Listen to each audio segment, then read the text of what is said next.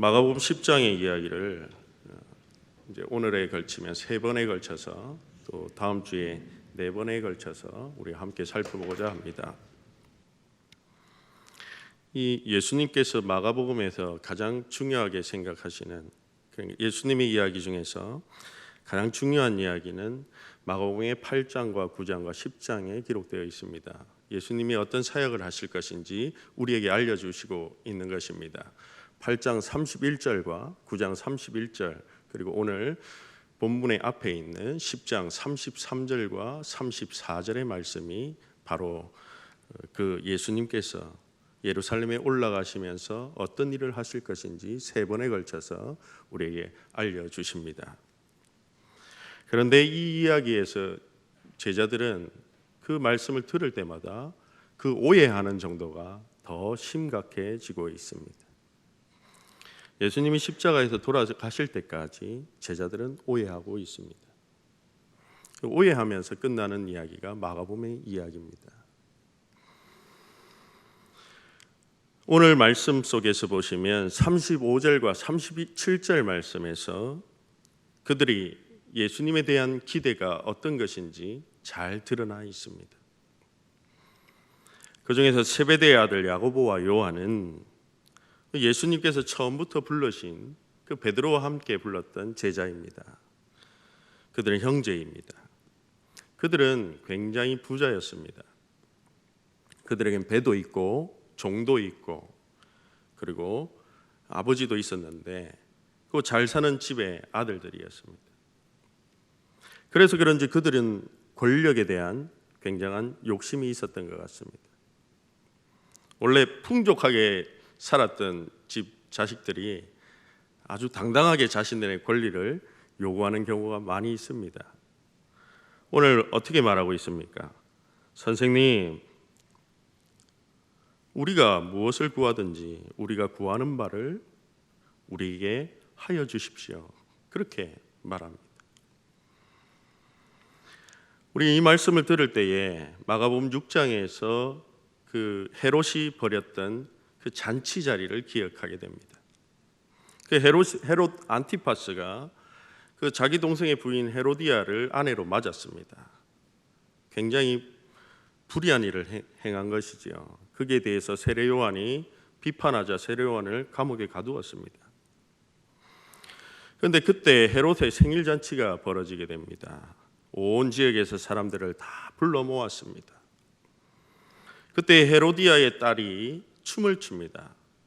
얼마나 춤을 잘 췄던지 그게 너무 기뻐가지고 헤롯 안티파스가 그 딸을 불러서 말합니다. 내가 무엇을 해줄꼬? 그렇게 묻자 헤롯의 그 아내인 헤로디아의 딸이 세례 요한의 목숨을 요구합니다. 헤롯은 그에게 먼저 어떻게 말하느냐 하면 내가 나라의 절반이라도 주겠다. 그렇게 이야기합니다. 오늘 그 말씀처럼 똑같이 예수님께서는 왕이 신하에게 어떤 공을 세운 신하에게 무엇을 해줄꼬 하는 그런 질문을 하고 있는 것입니다. 여기서 야고보와 요한은 예수님이 메시아인 것은 알았는데 그분이 어떤 진정한 메시아가 어떤 것인지 알지 못하고 있는 것입니다. 그러면서 예수님이 우리에게 무엇을 주실 것인가 그것을 구하고 있는 것이지요. 그런데 여기에서 예수님이 말씀하시는 그러니까 예수님이 예루살렘에 올라가시면 왕이 되실 것이라고 그들이 기대했기 때문에 예수님께 요구했던 것입니다. 그런데 예수님이 진짜 영광을 얻으시고 또 왕이 되시는 것은 죽을 때도 아니고 예수님이 부활하실 때도 아니고 예수님이 다시 오실 때입니다. 그때가 다른 것입니다. 그런데 세베대의 두 아들은 그 예수님이 왕이 되시는 때가 예루살렘에 올라갈 때라고 생각했던 것입니다. 그렇다면 예수님께서 고난받고 순환받은 후에 그 부활하실 때에 또 다시 오실 때의 영광을 받을 것인데 야고보와 요한은 어떻게 생각하는 거냐 하면 고난 없이 순환 없이 영광의 자리에 올라가려고 하는 말입니다. 내가 예수 믿었으니까 영광의 자리에 바로 들어가고 싶어하는 마음이라는 것입니다. 그래서 그들은 예수님 예루살렘에 올라가시면 예수님의 좌와 우편에 영의정과 좌의정 자리에 앉게 해주십시오. 그렇게 청탁한 것입니다. 그들이 권력을 탐하고 있는 모습입니다. 주님의 좌우편에 선다는 것이 무엇인지 모르는 자의 태도입니다. 권력의 눈이 멀어서, 권력의 시야가 가려져서 예수님이 지금 무엇을 하실 것인지를 오해하고 있는 것입니다. 예수님은 영광을 얻기 위해서 서야 하는 자리는 십자가의 좌우편이라고 말씀하십니다. 실제 예수님의 좌우편에 선 자들은 강도이지만 우리가 그 자리에 선다는 것은 십자가를 지고 예수님의 좌우편에 서는 것을 의미합니다. 그런데 야고보와 요한의 그 마음에는 예수님께서 죄인 가운데 수치당하는 그런 예수님의 모습은 없는 것입니다. 높은 보좌 위에서 로마 황제처럼 호를 치고 망토를 입고 있는 그 이미지를 떠올린 것입니다. 세상의 군왕의 모습을 예수님께 기대했던 것입니다.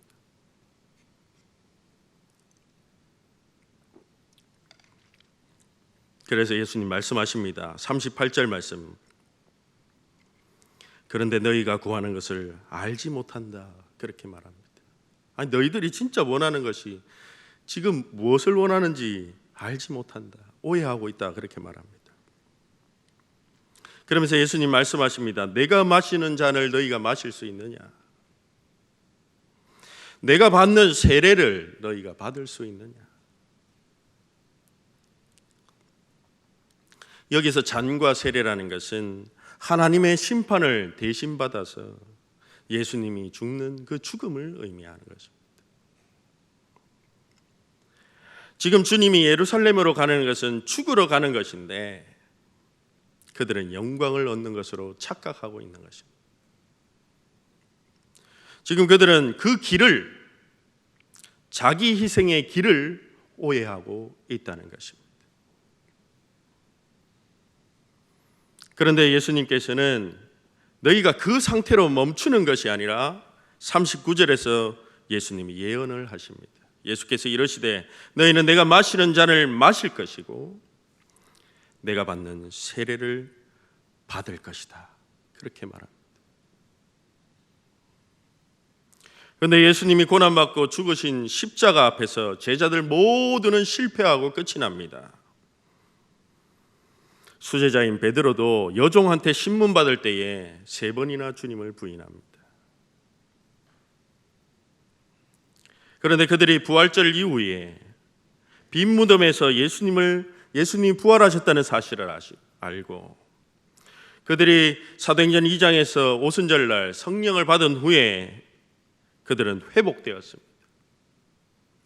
그리고 예수님이 예언하신 대로 순교의 자리까지 그들은 가게 됩니다. 사도행전 12장에서 야고보는 순교하게 됩니다. 예수님은 왕이 되시고 결국에는 높은 자리 하나님의 보좌 우편에 앉으실 것입니다. 어느 조직이든 간에 높이 올라가면 인사권을 가지게 됩니다. 그런데 40절 말씀을 보시면 예수님은 내 우편과 좌편에 앉는 것은 내가 할 수 있는 것이 아니라고 말씀하십니다. 내가 높이 올라간다고 해서 그것을 너희에게 줄 수 있는 분이 아니라고 말합니다. 그럼 누가 할 수 있느냐? 하나님 아버지만이 그렇게 하신다.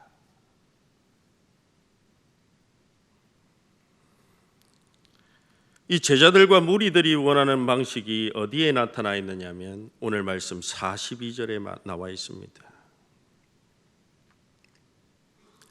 그런데 이 제자들이 원하는 또 무리들이 원하는 그 나라는 하나님 나라의 통치 방식과는 다른 것입니다. 주님의 몸된 교회의 통치 방식은 세상과는 다르다는 것입니다. 그것은 이방 집권자들의 특징이라는 것입니다. 이방인들이 그렇게 하는 것이라는 겁니다. 권력을 이용해서 줄을 세우고 인사권을 통해서 사람을 조작하고 그들에게 충성하도록 하는 그런 통치 질서가 하나님 나라는 아니라는 것입니다.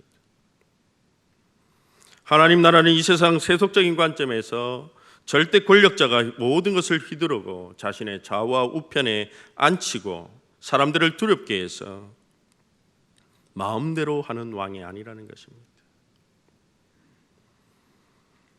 예수님은 지금 세상의 영광을 지향하는 그런 삶이 아니라 순환을 향해서 죽음을 향해서 자신의 삶의 하향적인 방향성을 보여주고 있는 것입니다. 하나님 나라는 낮아지면 낮아질수록 높아진다는 거죠. 하나님 나라는 누가 더 많이 섬길 것인가를 경쟁하는 나라라는 것입니다. 자기 희생을 통해서 하나님 나라는 이 땅에 이루어지는 것입니다. 그런데 야고보와 요한은 어떤 삶을 지향하고 있습니까? 상승적인 삶을 지향하고 있습니다.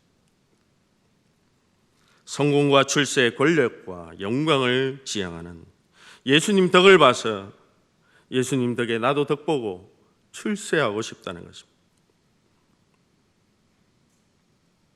그런데 이 소리를 듣고 41절에 보시면 어떻게 말하느냐 하면 열제자가 그걸 듣고 야고보와 요한에게 화를 냅니다. 왜 화를 냅니까? 먼저 말했다는 것입니다. 자기들도 그 자리에 가고 싶은데 그들이 먼저 선점했다는 거죠. 야고보 요한만이 청탁하고 싶은 것이 아니라 12제자 모두가 예수님이 어떤 길을 가려고 하는지를 모르고 있다는 것입니다. 그들도 성공의 길, 출세의 길을 가고자 합니다.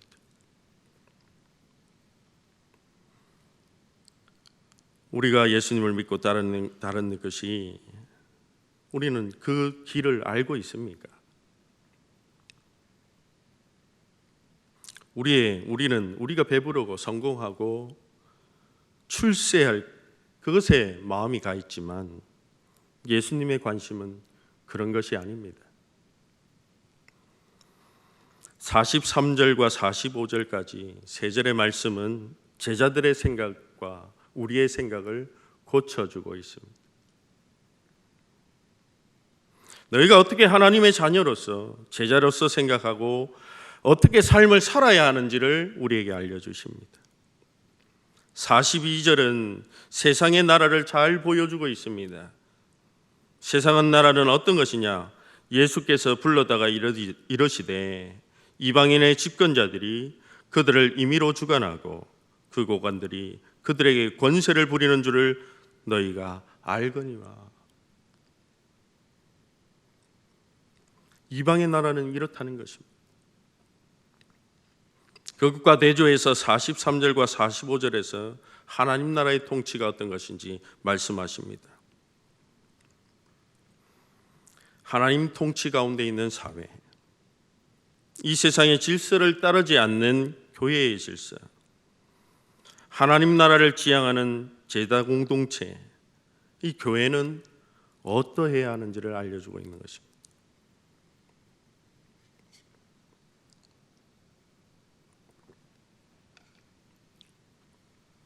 그렇다면 그와 반대되는 하나님 나라는 어떤 것인지 43절은 이렇게 시작합니다. 너희 중에는 그렇지 않을 것이다. 공동번역 성경에 따르면 너희는 그래서는 안 된다. 그렇게 시작합니다. 너희는 그런 삶을 살아서는 안 된다.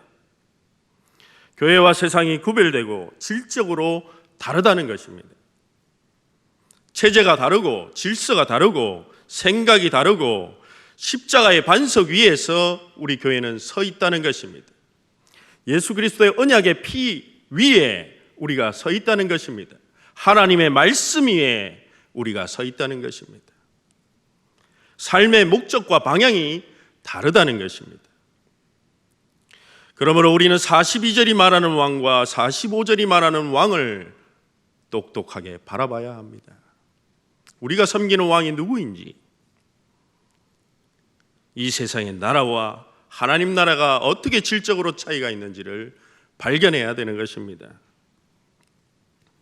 마가복음 6장에 보시면 헤롯 안티파스가 이스라엘의 목자로서의 책임을 버리고 고관 대작들을 모아서 먹이고 취하며 이 세상의 잔치를 벌이고 있는 것을 보게 됩니다. 그런데 그 잔치는 어떤 잔치입니까? 의로운 자를 죽이고 마는 그런 죽음의 잔치라는 것입니다. 그런데 그 말씀 뒤에 하나님께서는 빈들에서 목자 없이 방황하고 있는 이스라엘 양들을 광야에서 먹이시고 자기의 죽음을 암시하는, 자기의 떡을 떼어주시고 구원하시는 이스라엘의 새로운 백성의 목자가 되어주시는 모습을 발견하게 됩니다. 진정한 왕이 무엇입니까? 우리는 어떤 왕을 바라면서 살아가고 있습니까? 예수님은 어떻게 왕이 되십니까? 헤롯은 자기 생명을 위해서 다른 생명을 쉽게 빼앗는 것으로 왕이 되었습니다. 그러나 예수님은 자기 목숨을 내어줌으로,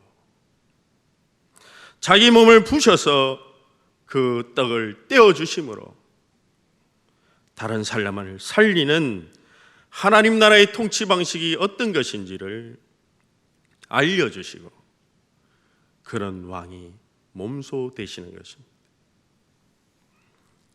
우리는 어떤 왕을 따라야 하는지 선택의 갈림길에 서 있는 것입니다. 언제든지 충성하면 나라의 절반까지로도 주겠다고 하는 권세를 부리는 그 자를 따를 것인지, 나는 그런 인사권이 없다고 말씀하시는 분을 따를 것인지 우리는 선택해야 하는 것입니다. 43절과 44절은 우리에게 이렇게 말합니다. 너희 중에 크고자 하는 자는 너희를 섬기는 자가 되고 너희 중에 어뜸이 되고자 하는 자는 모든 사람의 종이 되어야 한다. 이런 삶이 우리 공동체가 따라야 하는 삶의 모범이고 지도자의 덕목이라고 할 수 있습니다. 그러면 왜 그렇게 해야 합니까? 왜 우리가 모든 사람의 종이 되어야 합니까? 그것은 예수님이 그러하셨기 때문입니다. 45절 말씀입니다. 인자가 온 것은 섬기름을 받으려 함이 아니라 도리어 섬기려 하고 자기 목숨을 많은 사람의 대속물로 주려 함이기 때문이라고 말씀하십니다. 예수님이 그러한 삶을 사셨기 때문에 그의 자녀들과 제자들은 그분을 따라야 하는 것이 마땅한 것입니다. 그것이 진짜 큰 사람이고 으뜸이 되는 사람이고 첫째고 진정한 지도자가 될 수 있고, 그리고 아름다운 가정의 가장이 될 수가 있고, 그리고 교회의 직분자들로 세워질 수 있는 것입니다.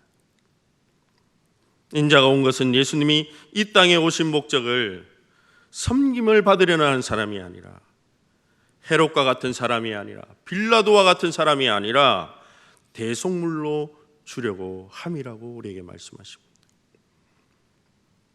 이 말은 예수님은 섬김받을 자격을 포기하셨다는 것입니다.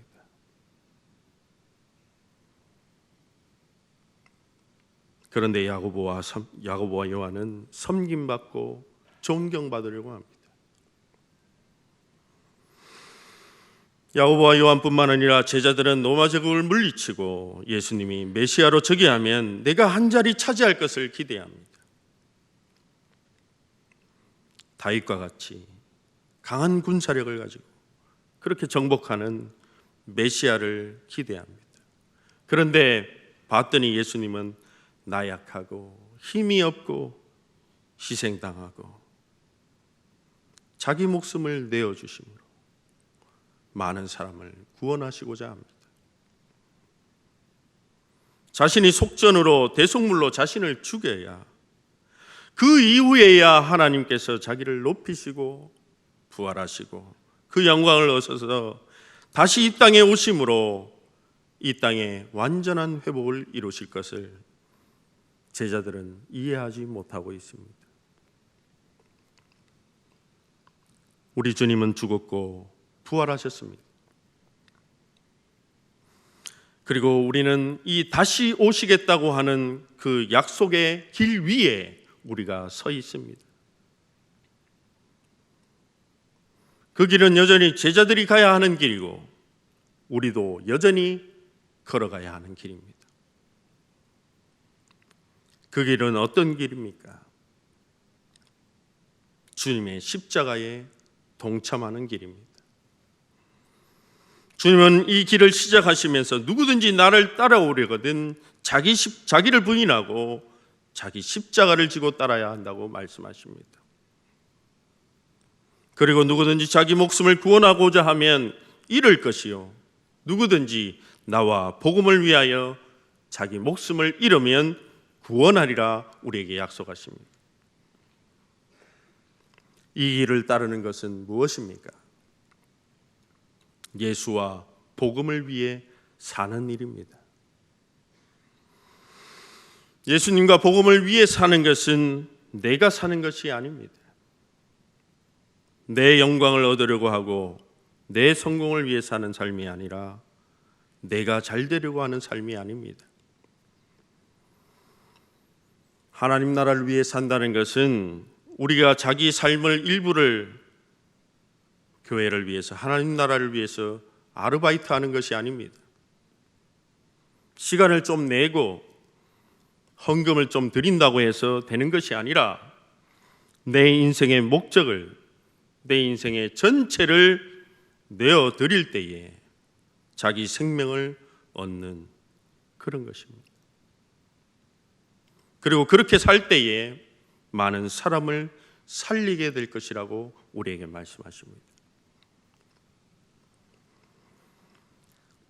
내 한 사람 희생해서 다른 많은 사람이 사는 길을 그렇게 걸어가셨던 주님처럼 우리도 그 길을 따라오라고, 그 길을 걸어가라고 말씀하십니다. 내가 군림하는 삶이 아니라 내가 종이 되고 내가 희생당함으로 억압받는 사람, 고통당하는 사람 구해내고 살려내라, 그런 자기 희생적인 삶을 우리에게 살으라고 요구하고 계십니다. 야고보와 요한은 군림하기를 원했던 사람입니다. 우리도 지난 날을 돌아보면 군림하기를 원하는 사람들이었습니다. 그런데 그리고 또 우리는 사람들 사이에서 존경받는 사람이 되고자 합니다. 인정받는 사람이 되고자 합니다. 그런데 예수님은 그렇게 살아서는 안 된다고 말씀하십니다. 우리는 낮은 데 처하고 비천한 사람을 구원하도록 자기를 희생하고 자기를 심지어 내어주고 목숨까지도 드릴 수 있는 하나님의 나라의 자녀, 하나님의 백성이 되라고 오늘 말씀하십니다. 그 길을 따른 자가 복 있는 사람이라고 우리에게 말씀하십니다. 그 길을 따르는 자에게 하나님은 힘과 용기를 주시고 은혜를 베풀어 주실 줄 믿습니다. 그 길을 따라 나서는 우리 모두가 되기를 원합니다. 기도하겠습니다.